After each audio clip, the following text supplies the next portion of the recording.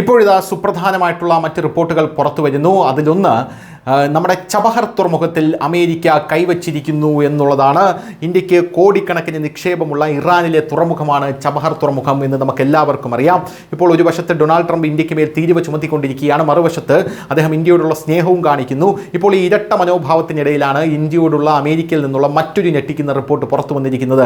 2018 ഇറാനിലെ ചബഹർ തുറമുഖത്തിന് ഉപരോധങ്ങളിൽ അമേരിക്ക നൽകിയ ഇളവ് റദ്ദാക്കിയതായി വിവരങ്ങൾ പറയുന്നു.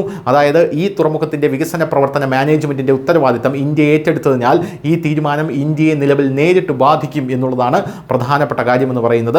2003 ചബഹർ തുറമുഖത്തിൻ്റെ നടത്തിപ്പ് ഇന്ത്യ ഏറ്റെടുക്കാൻ നിർദ്ദേശിച്ചതായും international north south transport corridor പദ്ധതിയിലൂടെ പാകിസ്ഥാനെ ഒഴിവാക്കി അഫ്ഗാനിസ്ഥാനിലേക്കും മധ്യേഷ്യയിലേക്കും ഇന്ത്യൻ സാധനങ്ങൾ എളുപ്പത്തിൽ കൊണ്ടുപോകാൻ കഴിയുമെന്നുമാണ് വിദഗ്ധർ അവകാശപ്പെട്ടിരുന്നത്. ഇറാന്റെ പോർട്സ് ആൻഡ് മാരിടൈം ഓർഗനൈസേഷന്റെ ഉടമസ്ഥതയിലുള്ള ഈ തുറമുഖം ഇന്ത്യ പോർട്സ് ഗ്ലോബൽ ലിമിറ്റഡാണ് നടത്തുന്നത്. US ഉപരോധങ്ങൾക്ക് ഇളവ് അനുവദിച്ചുകൊണ്ട് 2018 പുറപ്പെടുവിച്ച ഉത്തരവ് പിൻവലിക്കുകയാണെന്ന് US state department principal deputy വക്താവ് തോമസ് പിഗോട്ട് ഈ ആഴ്ച ആദ്യം ഒരു പ്രസ്താവന നിലവിലിറക്കിയിരുന്നു.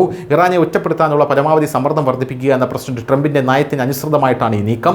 അഫ്ഗാനിസ്ഥാന്റെ പുനർനിർമ്മാണ സഹായത്തിനും സാമ്പത്തിക വികസനത്തിനുമായി ഇറാൻ സ്വാതന്ത്ര്യ നോൺ പ്രോലിഫറേഷൻ ആക്ട് പ്രകാരം പുറപ്പെടുവിച്ച 2018 ഉപരോധ ഇളവുകൾ US സ്റ്റേറ്റ് സെക്രട്ടറി പിൻവലിച്ചതായി പിഗോട്ട് പറഞ്ഞു. ഉത്തരവ് 2025 സെപ്റ്റംബർ 29 മുതൽ പ്രാബല്യത്തിൽ വരും എന്നാണ് അറിയാൻ സാധിക്കുന്നത്. ഇന്ത്യയിൽ ഇതിൻ്റെ പ്രത്യാഘാതങ്ങൾ എന്തൊക്കെയായിരിക്കും എന്നുള്ളൊരു ചോദ്യമുണ്ട്.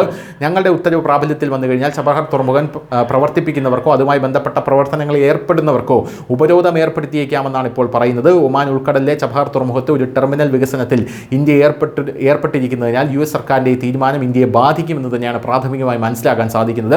2024 മെയ് 13 തുറമുഖം പ്രവർത്തിപ്പിക്കുന്നതിനുള്ള 10 വർഷത്തെ കരാർ ഇന്ത്യ ഒപ്പുവെച്ചു. ഇത് മധ്യേഷ്യയുമായുള്ള വ്യാപാരം വർദ്ധിപ്പിക്കാനാണ് ഇന്ത്യ ചെയ്തത്. അപ്പോഴാണ് ഇപ്പോൾ അമേരിക്ക അവിടേക്ക് ഉപരോധവുമായി എത്തുന്നത്. News desk news India Malayalam.